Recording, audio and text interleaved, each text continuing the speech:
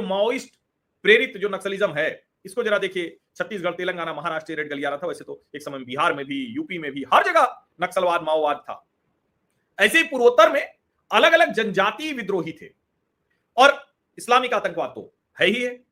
अब अगर आप ध्यान से देखिए तो मोदी शाह ने लक्ष्य तय करके धीरे धीरे एक एक करके इन सारे जो आतंकवाद के स्वरूप हैं उनको खत्म किया।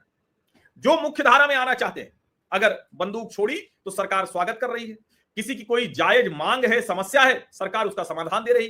दो समूहों के बीच में, चाहे वो जनजातीय समूह हो या दूसरे हो, उनके बीच में कोई एक मुश्किल है, कोई जमीन को लेकर, कोई रहने को लेकर, कोई परंपरा को लेकर, कोई उसको लेकर, वो समाधान दे रही।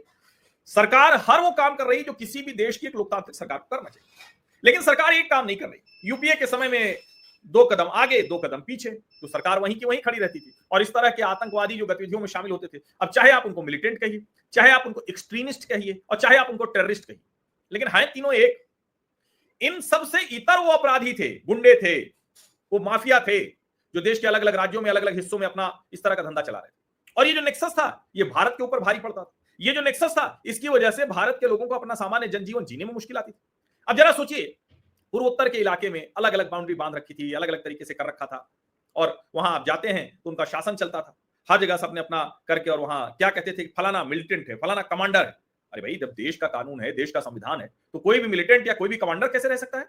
कमांडर तो सेना का होगा, अर्धसैनिक बलों का होगा, कोई पुलिस है उसका होगा, ये मिलिटेंट कहां से हो जाएंगे? उनको तो खत्म करना पड़ेगा। अगर वो अपनी उस भूमिका को, जिसमें देश का नुकसान कर रहा है, देशद्रोह कर रहा है, waging state against war against state कर रहा है, उससे वो वापस आना चाहता है, तो यू आर मोस्ट वेलकम। और ये हमने होते हुए देखा। तो ये जो नरेंद्र मोदी ने एक शब्द उपयोग किया, माओइज्म, जो अमित शाह कह रहे हैं, जो 21 मार्च 2026 तक का लक्ष्य है, ये सिर्फ एक लक्ष्य नहीं है। और इसीलिए मैं कहता हूं, कोई कुछ कहता है तो मैं बार बार कहता हूं कि मोदी सरकार ने जो लक्ष्य तय किए वो बहुत बड़े, ये लीगेसी में उनको मिला है।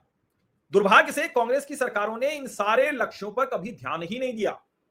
ठीक है भाई, होता रहेगा, क्या फर्क पड़ता है। ठीक है भाई, चलो आज बात कर लेते हैं, कल थोड़ा ऑपरेशन चला लेंगे, भले खुद कांग्रेस के बड़े बड़े नेता नक्सली मार डालते हैं, उड़ा देते हैं,